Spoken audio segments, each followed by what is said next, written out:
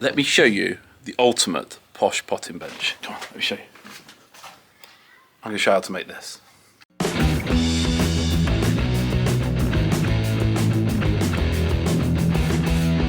Okay, so someone's asked me to make him a potting bench. So my eldest daughter, said that I never make plans for anything until after I've made it for a magazine article or something. So look, I just want to show that, yeah, you know, there's the plans enough. That's all you need. You don't need much. Back of an envelope, back of a fag packet's all good. So this potting bench is going to be about 900 high. I want it to have like protection around the sides so I can stop the compost falling out. Slatted shelf on the bottom. I want kind of two upright frames, top and shelf that kind of hook over them. Then, I don't know, we'll use some screws or some bolts, hold it together. Let's go see what timber we've got. I'd rather not have to go buy any. I think I've got some kind of Scandinavian redwood in there, which would be ideal. We're playing it down and we'll get making it. Could make this out of CLS, could make it really cheap. You know, CLS is about £6 for 16 foot, so it's not very much money. This redwood's definitely more money than that, but I think it'll make a nicer product. So let's get making it.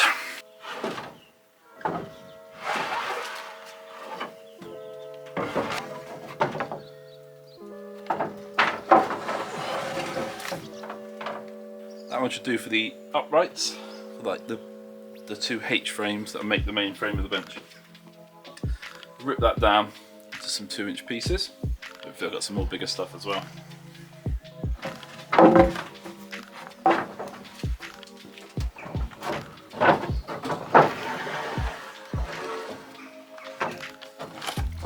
Same deal.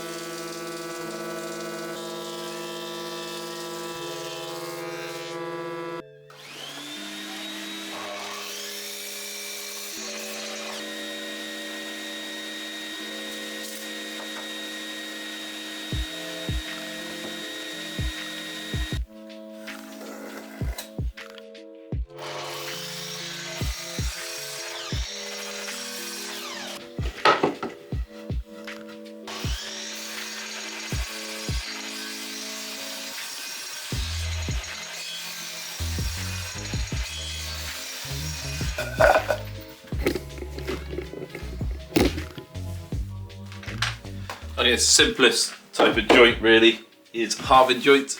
So just taking out half the timber from one, half the other, kind of overlapping them. And what I did was to set up the miter saw, and you have to bring the fence out a little bit because my miter saw doesn't go quite all the way back on the trench cut. Some of them do, like the Festool one and stuff. Mine's 20 something years old, so we'll forgive it a little bit. And the idea is you get them cut just right so that when they overlap, you've got half and half and they line up nicely. That's the idea behind it, but it's looking like it could be a little bit. And then make a load of cuts, series of cuts in it. We'll knock those off with a hammer in a minute. Tidy them up with a chisel, maybe a plane. I'm going to mark these for the cross pieces as well. So I've got 4 there. That's the 4 legs, 4 cross pieces. It makes the 2 ends. Nice and simple. With the halving joints, should hold it together nicely as well. Can measure it. Can be lazy and do it like this. I want quite tight joints. Cut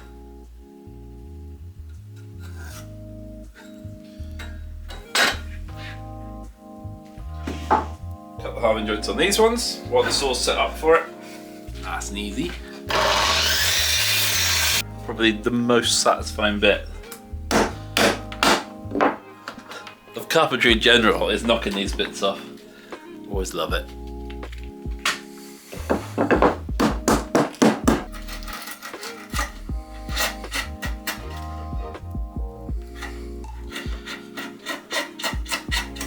We all have our own methods of sharpening, and you know when it's sharp and when it's not, and that's probably just as key as being able to sharpen it is know when it's blunt. This one I just did on the buffing wheel there, the leather buffing wheel there.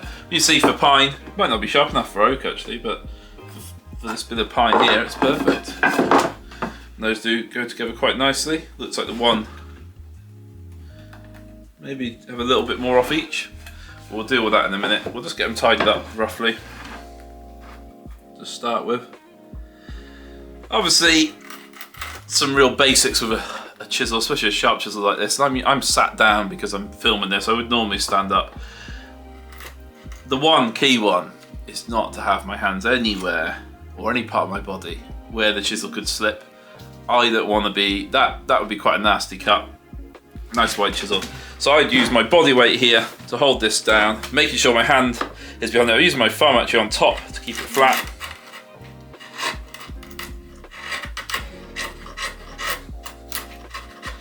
Your body weight is your best clamp.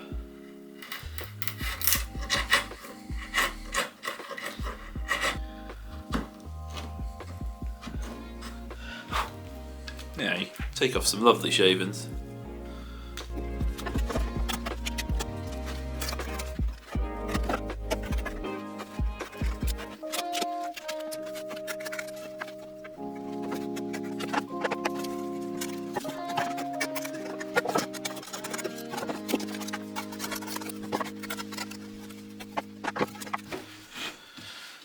Okay, so I've fettled these joints a little tiny bit, labelled them all up, A, B, C, D, E, etc.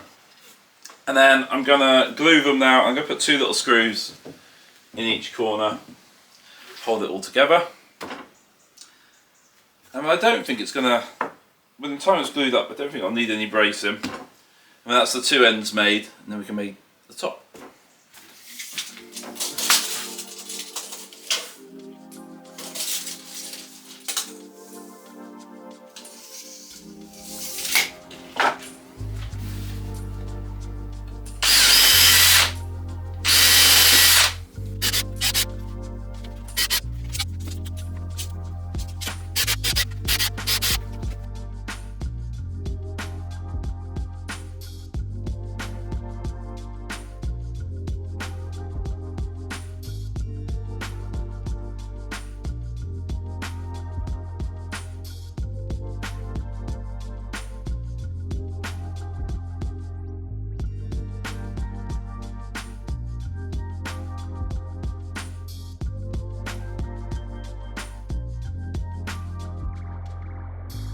Right, so I'm just going to give it a quick chamfer with a bearing guided bit.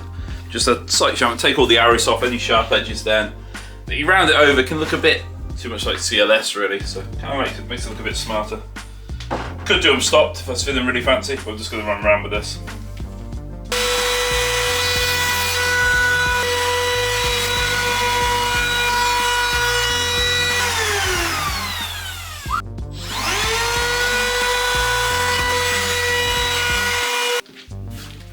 Okay, for making the top now, I've got some 6x1 and I'm probably going to rip that in half, make it slats across there. And then some of that 2x2 I got left can go to kind of form the bit that will sit over. These are all 2.25 long. I wanted that to be 4 foot wide. To be honest with you, it's not a hard and fast measurement. If I make it 1.1, what I'm actually going to do is save a load of timber rather than ending up with a load of offcuts that are going to go back in the shed. I can use the whole length of these and it's just much more efficient. So that's what I'm going to do. It's going to change the size slightly, but I don't care. Let's get ripping.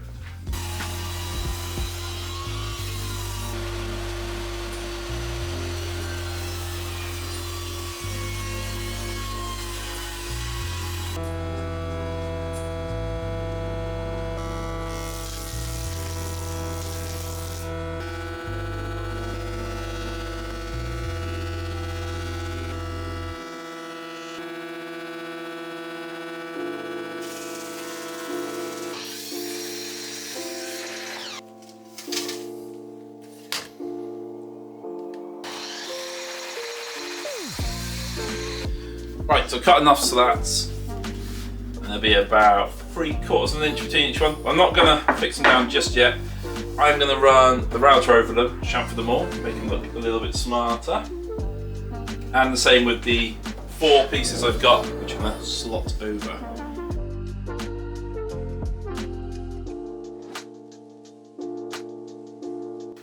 Right, it's all routed, so I'm going to put on just a pair of screws into each one, have it somewhere near square. So I'm going to hook over this. Oops. So it's going to hook over this, 2 of them, one either side.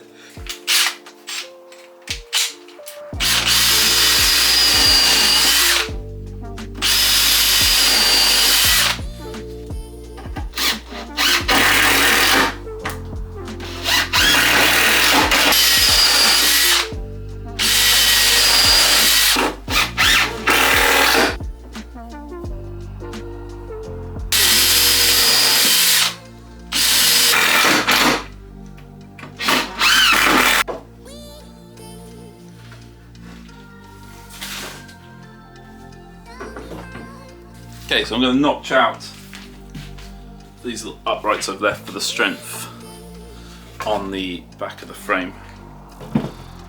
The strength of the bit goes around the outside screw. So if I cut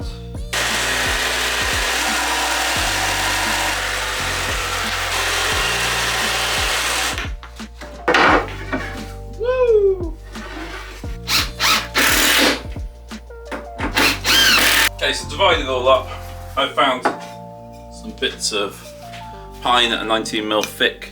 They will do perfectly for spacing it, so, and I've drawn myself a straight line across them. I use this one now to keep it all lined up. And I'll pilot a hole and drill and screw each one. Should say I did check for square before as well. Just measuring the diagonals, make sure they're the same, adjusting it if they're not.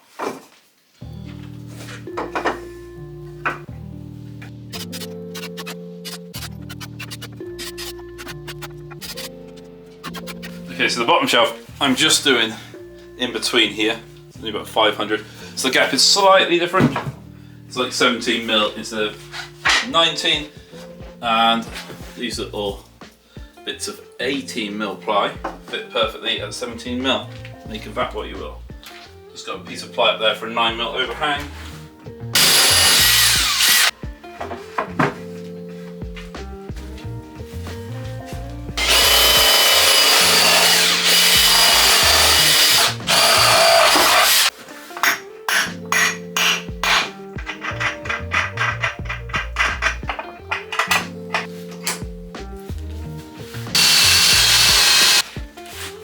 So I've gone through, just seen the tip of the drill bit going through from the other side. You could clamp a bit of waste, but if I just carried on ploughing through, it'd probably burst out and look really rough, which is not what I want. Carriage bolts have this square bit of a head on it, so we'll knock that in, and then that bites up on the wood and you tighten it up. You can't go super tight with them, but plenty tight enough for a pot vent. In it goes.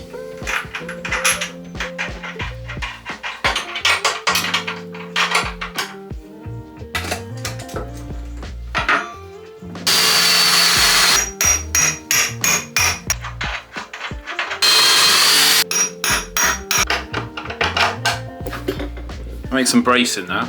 Because it's from a magazine article, I'm going to keep it all the same as this stuff here.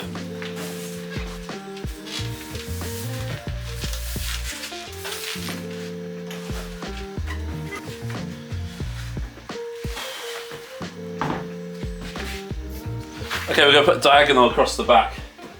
Now, to be honest with you, one right the way across would be fine. It would support it absolutely fine. Kind of one's in compression, one's in tension, and we'll keep it really nice and firm. But I think I'm going to do a cross. It'll just look nicer. And we'll halve joint the middle. There's a little bit of fanciness. A little bit unnecessary fanciness. Perfect.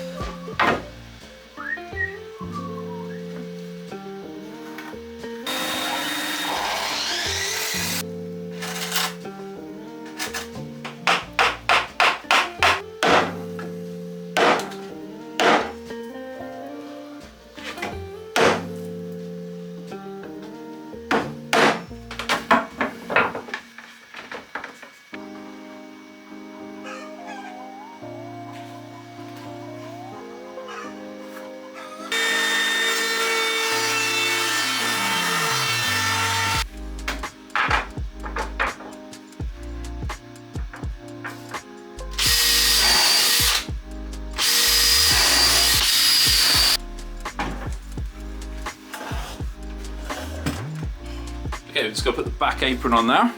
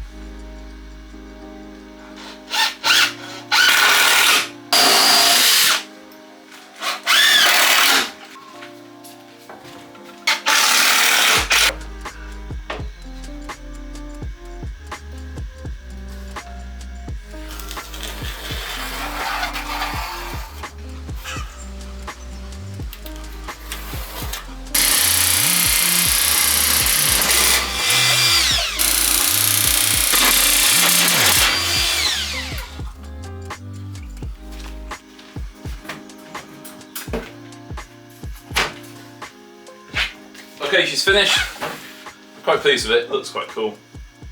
I've branded it. I've cut a piece of galvanised for the top. Obviously stuff can go around and down the outside, but it's not the end of the world. I'm now going to take it apart and oil it. I think that's the next essential bit. We're going to give it a coat of boiled linseed oil, which is what I like using on this Scandinavian redwood.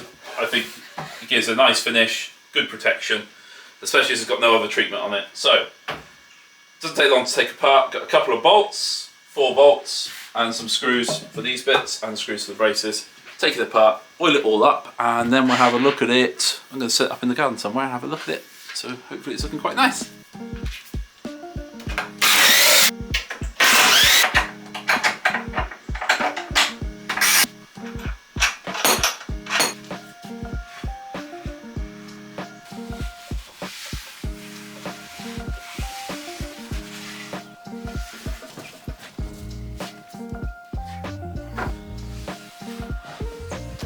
So there you go, my take on the ultimate potting bench.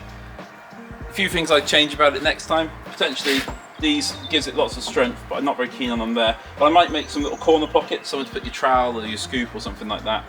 Yeah, it's really solid, really pleased with it. Really tidy looking. I like the galvanised top as well. So yeah, it's looking good, I think. I like the cross base at the back. Bit of extra work, but I think it's worth it for kind of how it sets it off and makes it nice and secure. So if you like this, click the thumbs up, like and subscribe, and it would mean the world to me. Thank you very much, and I'll see you next time.